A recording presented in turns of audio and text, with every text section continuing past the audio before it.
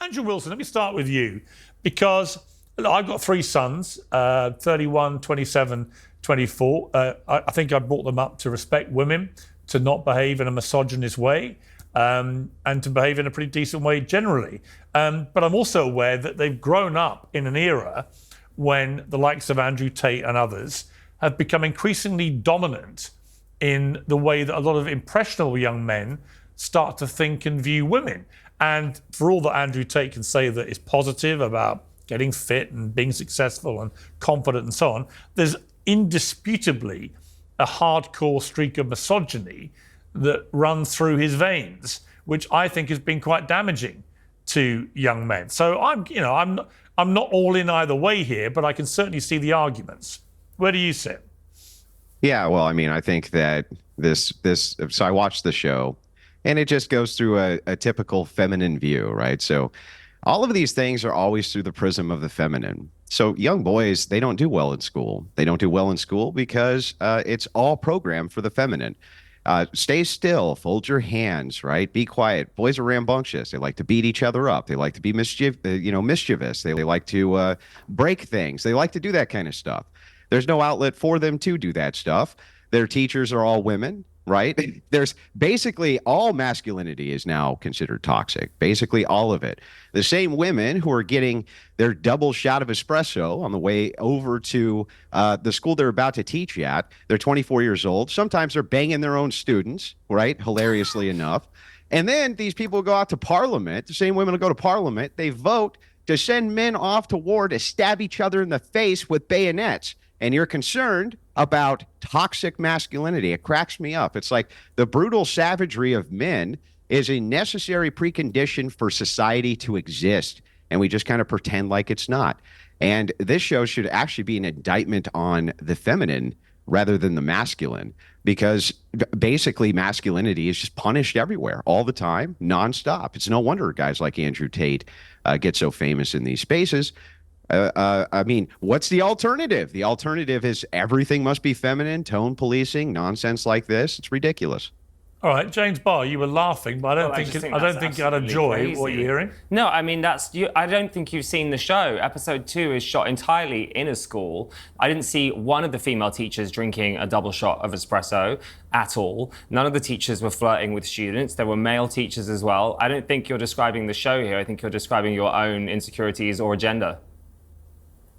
Yeah, so this doesn't contend with the argument. Like, do you understand that I'm making an argument, an indictment of society itself based around my ideas that I'm seeing from this show? That's what I'm actually doing. So if you could contend with the fact that male savagery is necessary for the security of a nation, and that women will indeed vote in the future in parliaments to send men off to war to stab each other in the face at 18 years old with bayonets, perhaps you can contend with that.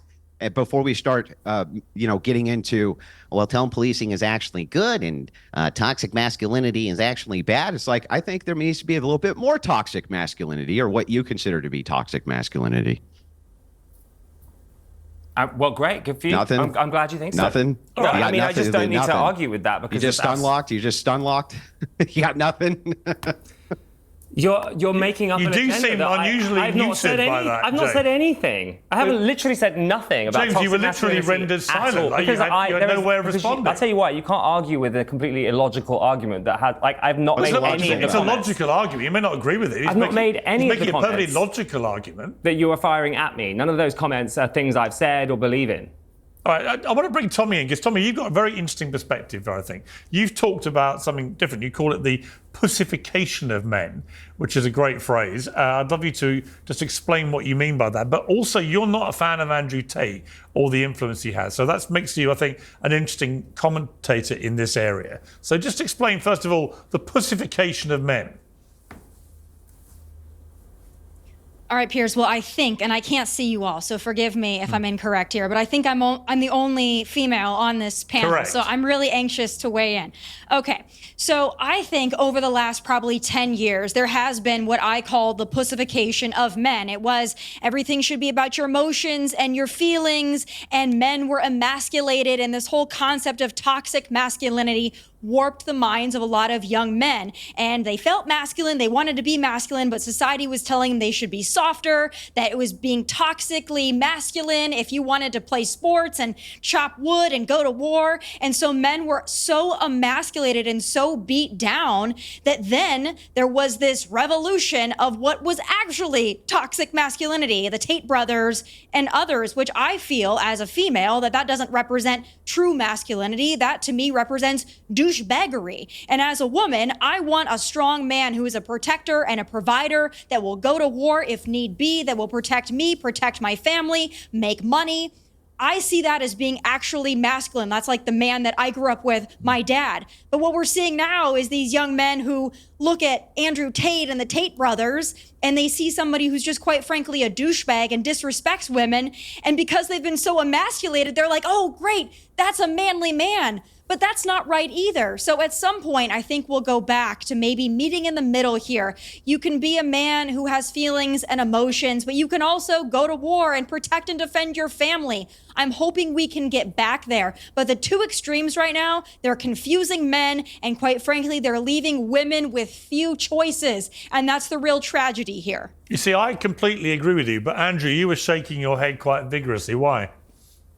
Yeah, well, I mean, it's just more feminine or feminist nonsense ultimately. And the covert feminism in society is big, especially on the conservative side. So here's what happens, right?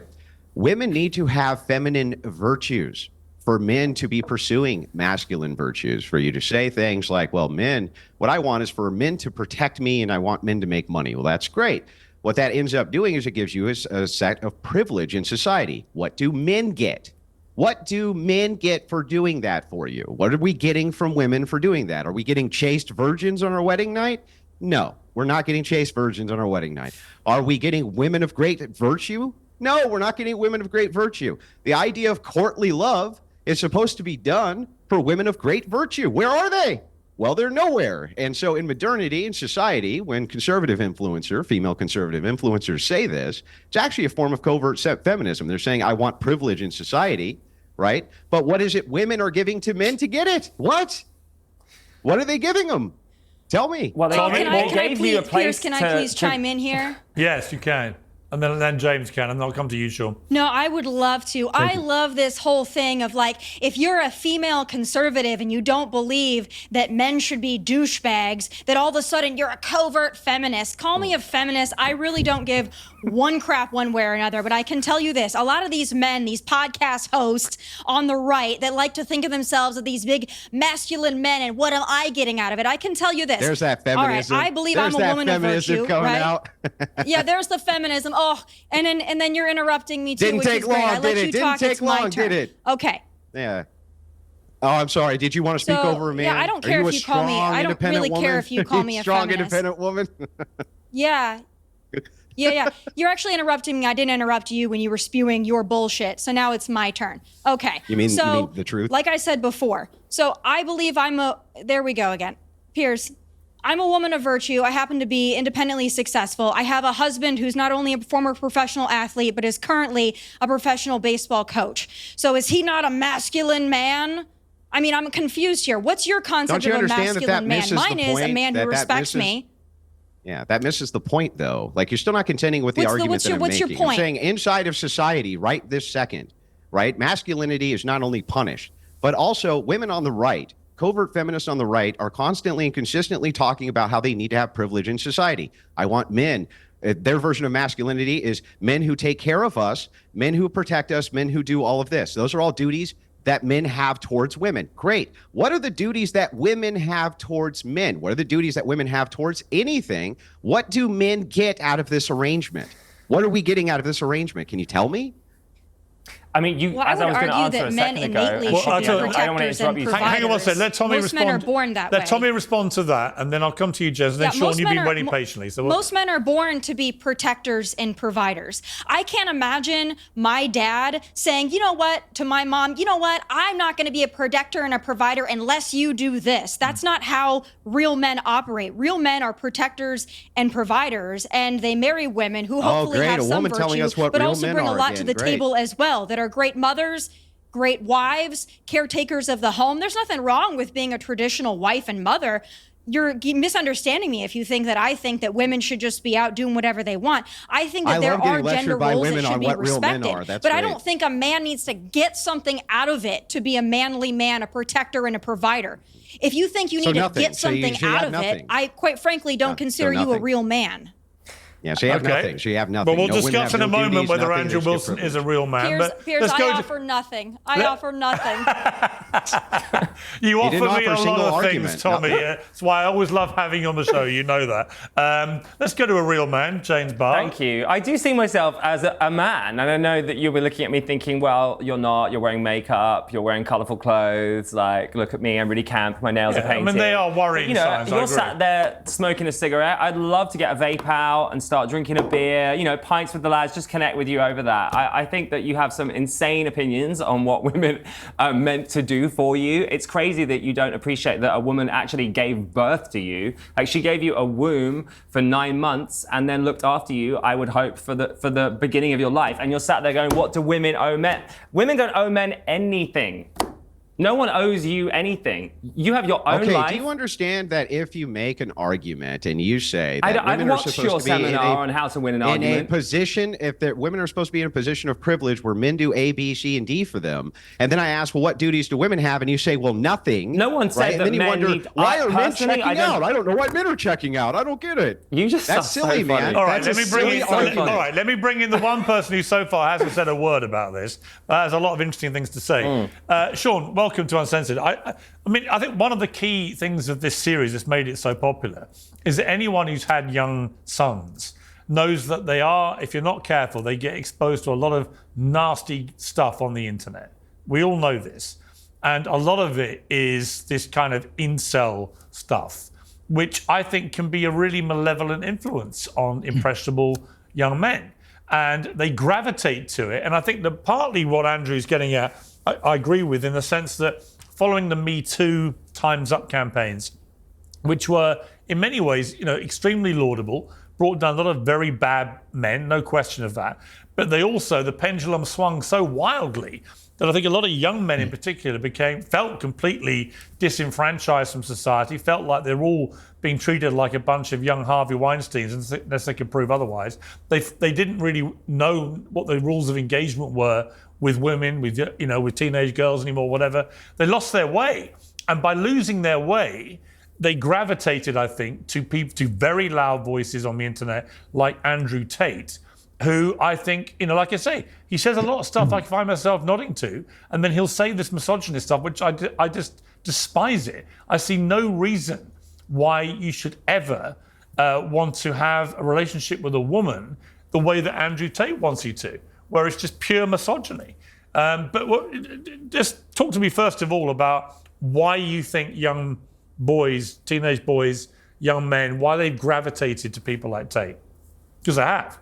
Yeah, thanks. Yeah, so I think it's, first of all, we got to understand that we have an amazing responsibility as a parent to lead from the home and to have these open conversations with our young children, all right? Whether they're male children, female children, we have to make sure that we're having open door conversations and we are tackling the hard subjects. Because if we don't take care of everything at home, we don't take care of everything in public, like at school, and other forces within society that help raise our children, we always say it takes a village. Well, it certainly does, but it starts at home. And if you cannot have these open conversations and allow your children to be honest and open with how they are feeling about society and the things that they are seeing, they are going to go to misogyny. They're going to go to the Andrew and Tristan Tates of the world, and they're going to learn how to be a man from that. And that is not what society needs. It's not what the world needs. That is not masculinity. It is masquerading as misogyny. How do we protect young men from the easy access at the moment there is to people like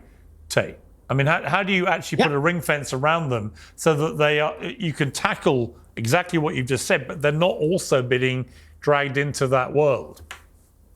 It's tough because they're growing up in a world we never grew up in, Piers. We didn't grow up with the internet. We didn't grow up with Bumble, Tinder, Instagram, Facebook. No, I was taught how to treat women by my mother, my grandmother. Open the door, right? Aunts, Open the door. A lot of strong women in my family, very strong women, and they would just take no crap from the men. So that's the environment I grew up in. Absolutely. So how do we insulate our children from this? by having conversations, putting parameters around the social media aspects of life and having the conversations at home. Hey, son, hey, daughter, this is what you're going to see out there in the real world. This is what you're going to see on the internet. If you see something like this, that is not how a true man is supposed to act. And hey, that's not how a real man's supposed to treat you. Right. So we have to have the conversations. Yeah. Andrew, do you intrinsically disagree with what you've just heard? Yeah, I do. I think, again, all of this is always the burden on men, burden on men, burden on men. Men need to be doing this. No, it's a family, Andrew. The family. Hang on. Let me finish, family, man. Andrew. Men need to, husband and wife. Okay, yeah. So let me back up. Okay. Again, men need to do this. Men need to do that. What I'm talking about is what duties do women have in society? What are the actual women's duties towards men? Everybody is raised from the time they're kids how we're supposed to treat women. We all know how to treat women. We never talk about how men are supposed to be treated. That's almost never discussed, especially by how women are supposed to treat men, what their duties in society are. This has been completely dispelled. Guys like Tate have risen because Christianity itself has become a feminized religion, especially the Protestant sects has become completely feminized. And it didn't used to punish masculinity at all. And now it does. And so where's the alternative? Where's the spiritual alternative? It's nowhere.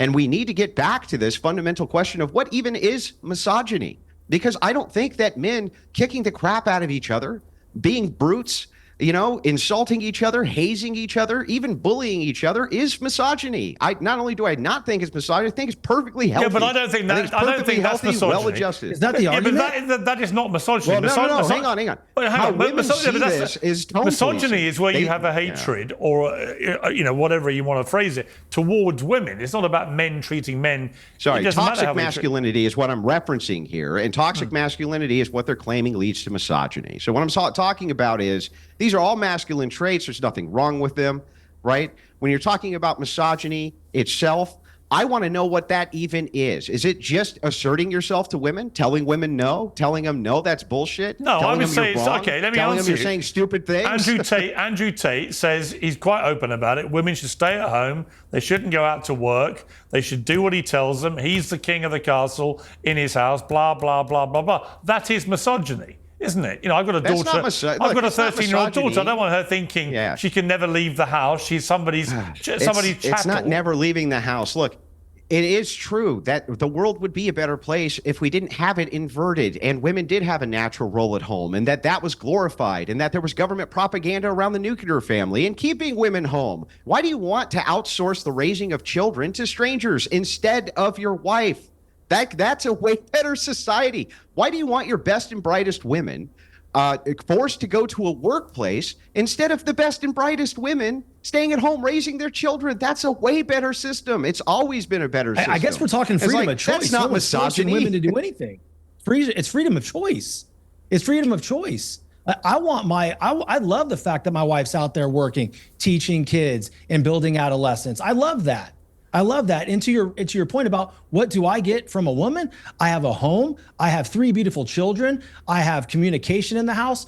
And to me, that means more than anything. Like, I don't understand where I'm not saying you're wrong in your world, but to sit there and say to a woman, what do I get out of this woman? That's treating her like an object. One thing I want to play a clip. Okay, so it's okay to treat men like objects, give them duties, but you're not allowed to give women duties. I feel respected. Okay, well, let me ask you this. I'm not angry about it. How come it is in the United States that men can be drafted? Women can't be drafted, but women can vote to send men to war. 18 years old, they're stabbing each other in the face with bayonets. Women can vote to send men to war that they then themselves do not have to fight. It's a duty that men have, they do not have. What's the counter duty for women? There's no obligation for women to have children, well under replacement rate. It's slated 45% of women will be single in the next 10 years, up to 60% in the next 30. That's the estimates right now. Our replacement rate, we can't even replace our own country's birth rates. That's how low they are. Maybe this that's is what maybe we're that's seeing people as like a you that's causing the problem. as a systemic issue inside of society because nobody will put duties on women. Go on, Instead, James. you just Maybe it's pretend men like you have all that the are duty. making that Maybe that's why happen. the Maybe you're the problem. rate is low. Yeah, Women don't It's men are the crazy to me problem. as well that Exactly. you were There just we go. saying Yeah, it. men are the Don't talk problem. over each other. Let James speak. I can't understand why you are sat there confidently thinking of yourself as a victim constantly. You have a platform and you're sat here like, I'm a victim. What are women doing for me? What happened in your childhood that has made you so traumatized as an adult that yay, you feminine cannot stand psychoanalysis. women succeeding? I'm so confused. I feel like the Lord. problem is not, and actually maybe this is our fault. Maybe this is the left's fault. Maybe this is modern society's fault for leaving people like you behind. But genuinely, we do not hate men, and toxic masculinity has been thrown around a lot. Ultimately, some of what you're saying is toxic, but that's not because you're a man. That's because you're an idiot. All right. Okay, so just to give you a quick rejoinder here, again, didn't contend with a single argument I made. You just said, "Why are you acting like a victim?" While you're here talking about how women are You're not victims. contending with arguments that other people It's are making. wild to me. It's so wild to You know me. this All right, is I wanna Piers' play- show. Let me right? play another clip. I know this is Piers' show. Let me go to Tommy. Tommy, I want to play you a clip. This is from a show called Newsnight on the BBC in the UK, where the host Victoria Darwin had a panel of young men on and asked them, when was the last time you cried? Let's watch this. Now, I've got a slight issue with this, Tommy, in the sense that one of the most devastating moments for me as a movie watcher was watching James Bond blubbing in the last Bond movie. Right? I don't think to prove you're a modern man, you need to be sobbing all the time. You know, I can't remember the last time I cried. It doesn't make me less of a man or less empathetic to people or anything. I just think again, the pendulum issue of what we want men to be. I think we're now trying to persuade a lot of young men, if you're not emoting all the time, then you're being suppressed in some way. We have over here the British stiff upper lip, which I think is a really bad rap. I think it's not a bad thing to actually not over-emote. Your thoughts? Yeah, I agree. I think Yeah, it's. I'm Oh, sure I sorry, agree sorry, with Sean. you. I'll come So, to you. listen. That was for Tommy. I'll come to you in a minute, Sean. Oh, sorry, Tom. For Tommy. Sorry. Yeah, I don't disagree with you at all, Piers. I don't think that men should be trained to be overly emotional and that should be a sign now of new maturity, being emotional. I don't agree with that. I don't think there's anything wrong with men crying in certain circumstances. Listen, everybody has a different journey. Everybody has a different set of circumstances. There are circumstances wherein men crying I have no issue with. It's also not up to me to tell a man when he can or cannot cry. I personally prefer the men in my life not to be overly emotional, but that's just a personal preference. Really, who am I to tell a man how he should exhibit his emotions? But again, I think that there is two sides here that are both too extreme. You've got the one hand that wants men to be feminine and cry and show their emotion and be weak. And then you've got the other side that says you cannot cry, you must always be strong, and you should look at women as an object. So again, there's got to be a happy medium here. I think there once was, but now because of, again, I agree, there was an overreaction of the feminist movement to make men weak. I don't agree with that either. Yeah. I just wish we could come to a place where there was a happy medium, where people could just be human beings who could have a gender role but weren't married to that gender role in absoluteness.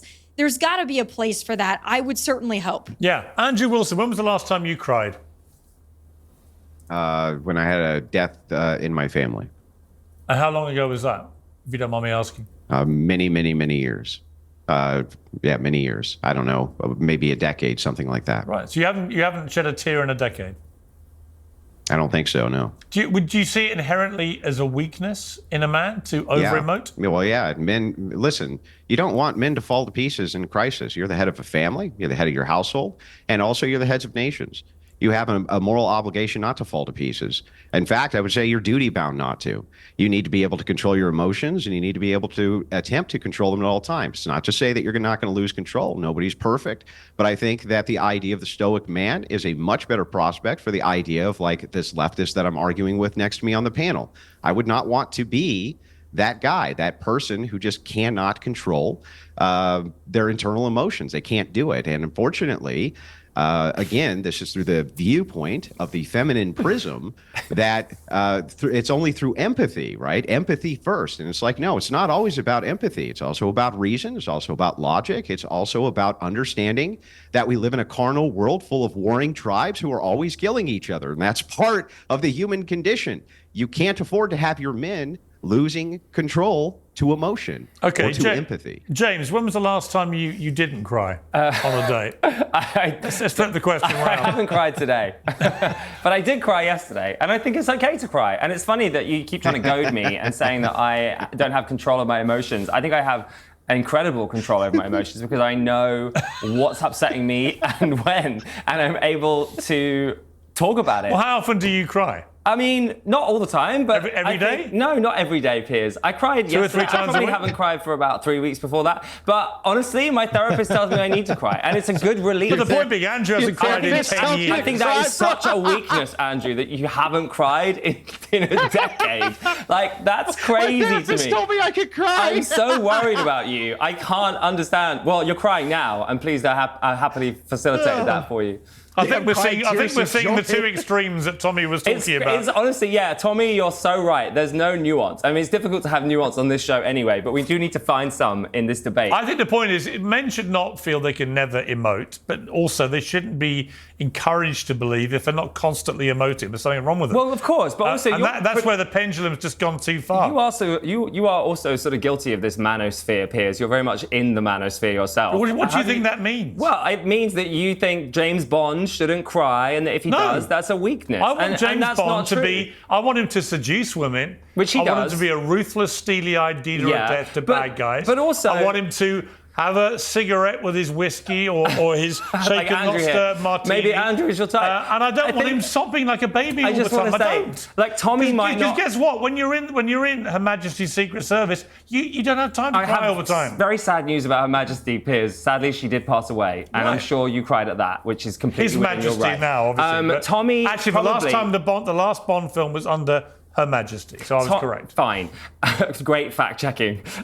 Tommy would obviously like to go out with a man like you then, because you don't think it's okay for a man to cry. Well, she has excellent taste. But there are other women who do like a man that cries. Like, we're not all the same. We don't all require the same type of man. So it's fine if we all want to be different types of men, but there shouldn't be one rule for all men, and that's the problem. All right, let me bring Sean back in and bring it back to Adolescence, because this series has blown up worldwide. It's got incredible numbers of people watching, talking about it, debating. A lot of parents thinking, what should they do if they have a young teenage boy? You know, and I saw it, as I say, with my 3 sons, the Jonathan Haidt book about cell phones, you know, from 2010, when phones became smartphones, basically young people's brains started scrambling, and they've carried on scrambling ever since. That doesn't help. I think a lot of the issues that young men face are driven by stuff they see on their phone.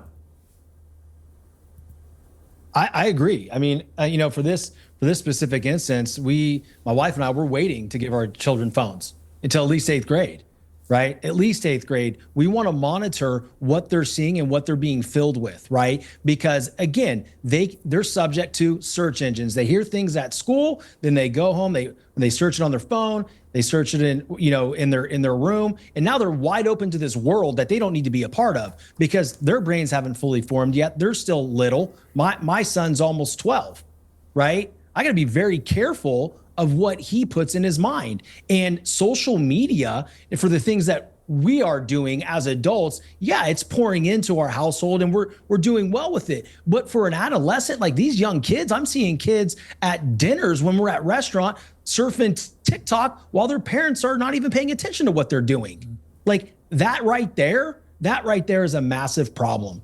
And if we don't, as a society, get a hold of that, then this will never end. There'll be more series like Adolescence that hit even harder because we're witnessing it in our own lives. Yeah, I mean, Andrew, you seem to be in agreement with some of that. Yeah, it's poison. There's no doubt. It re-scrambles children's brains, and it's very difficult to monitor. Even if you have parental controls, they can find ways around it. At school, they have peers who will assist them in getting around it. You have to monitor it really well. Smartphone technology for my own kids, it was kind of new. I wish that I, in retrospect, had done more guarding against that myself. You don't know the dangers of that technology until children get a hold of it, and then you're left scrambling going, oh man, I wish I had known that this was going on or that was going on, but you have no idea. Now, though, we have a little bit of retrospect, and we know that it's an appropriate thing to do to guide against this type of technology because, yeah, he's absolutely right. It does create all sorts of problems for kids. I'm not sure that gets to the heart of the masculinity and feminine issue, but I totally agree with him that we should be safeguarding our children against this technology. It does seem to be very bad for them. And James, there is pretty well unfettered pornography on the internet available to young men and women, obviously, but men are watching a lot of often quite violent, degrading sexual scenes in these porn clips they're seeing online. None of that can help in the way an impressionable young male mind goes about trying to forge a real relationship with an actual woman. Well, I think it's important not to say young male mind, it's any person's mind, right? Like, I don't think we should victimize men. I can't believe Andrew's agreeing with me. But yeah, it's awful. I mean, I genuinely don't think people should have phones until they're 16. They certainly shouldn't have social Well, Australia's media. done that, and I'm not against it. The smartphone ban till 16. I mean, it's terrifying. Why not? You can't go on air, on TV, and say whatever you want. Like, I know you're pretending that you're uncensored, but you couldn't sit here and say literally whatever you want. Yes, I can. Well, not really, Piers, because if you said something that incited hatred or racism or a terror attack, I wouldn't want to you would say be arrested. I wouldn't but online, why would I want to incite I'm a not terror saying that attack? you want to. I'm just trying to make a point. Online, You're saying I can't say what I want. Online, I do not want to incite a terror attack. No, but if you did, I'm allowed. Just to be, you're raising an interesting point about censorship. Yeah, we're uncensored because I don't say anything I don't want to say. Right. So when you say I'm censoring, I'm actually self-censoring. I'm not. I'm not going to call for a terror attack. I'm not saying that you would ever do that, of course, but I'm saying that if you did, there would be accountability for that because you are broadcasting to a lot of people. Right. But a lot of people online do not have that gate stopping them from saying horrendous things. And so therefore it can blow up online, excuse the horrible pun, and that shouldn't be allowed. There should be a system in place that stops people broadcasting things that aren't meant to be broadcast to millions of people. One of the problems, Tommy, Toby Young, who's a British journalist, director of Free Speech Union, very, very big in promoting and defending free speech, says Adolescence, the new teen drama, is pro-censorship propaganda, partly paid for by the state. It is now being seized upon by Labour left-wing MPs as evidence we need more online censorship. And that is, of course, you talk about a swinging pendulum. What you don't want to come out of all this is an overreaction and an over-censorship, because that in itself becomes a problem. Yeah, 100%. And I agree with Sean on this point, too. I think parenting has more to do with this than any of us really, can even understand. I mean, many, I'm sure, in this panel can. But parenting is, to me, the end-all, be-all of all of this. I mean, you can watch horrible things online. You can listen to people say horrible things, but if you've got a good foundation with good parents at home, hopefully two, that provides you with a lot of guidance and support to navigate these things. And it doesn't really, scramble your mind in the way that those that are not blessed with a two-parent household may be impacted by it. I don't believe that censorship is ever the answer. I believe that more speech is the answer to speech that you don't like. And as much as I don't like certain people online and what they say, whether they're the Tate brothers or whoever else, I believe that they should have the right and the ability to say it. And then people like us should have the right and ability to respond to it. I think that's the healthiest way to come to a great consensus, or at least a public square where we can all debate ideas with dialogue and conversation.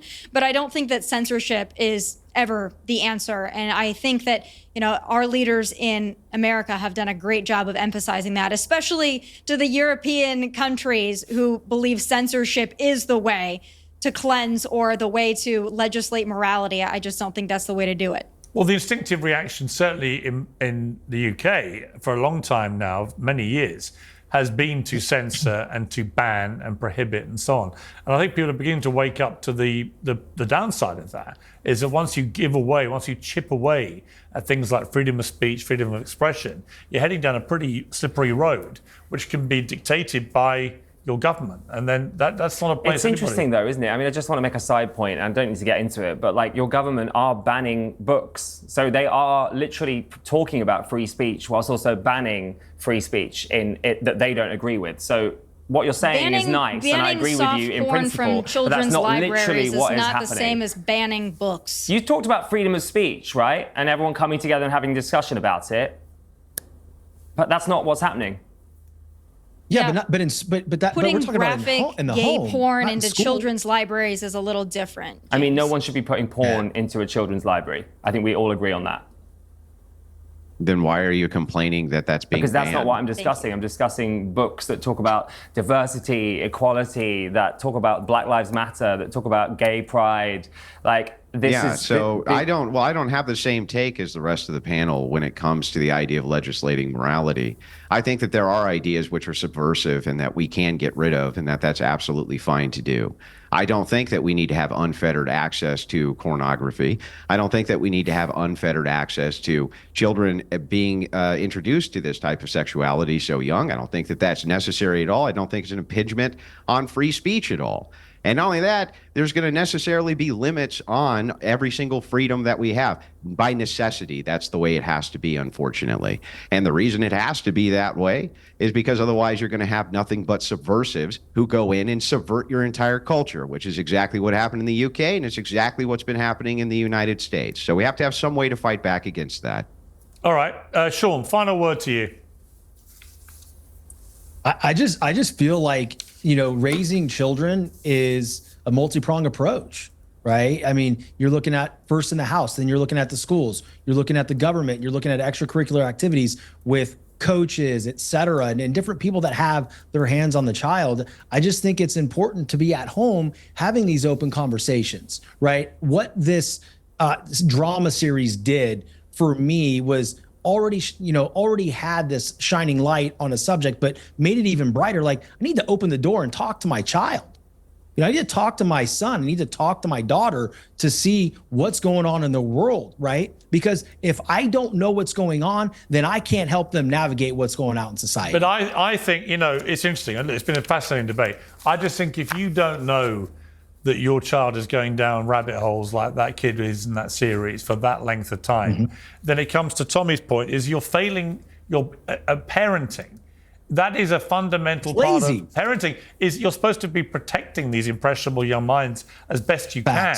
If they're spending hours after hour every day, watching and viewing incredibly disturbing content that fries their brains and makes them do stuff they wouldn't otherwise have done, you are failing as a parent. And one of the biggest issues in the world right now is a general sense of a lack of accountability for parents. They're the first feckless parents to blame everybody else. It's the government's fault, it's the police fault, it's the social workers' fault, it's the school teachers' fault, etc., etc. It's never their fault. And actually, if you just start by saying, actually, we should have done more as parents, that is a good message to send everybody. We could probably all agree on that. Great discussion. Absolutely. Great discussion. Thank you all very much. I appreciate it. Thank you, sir.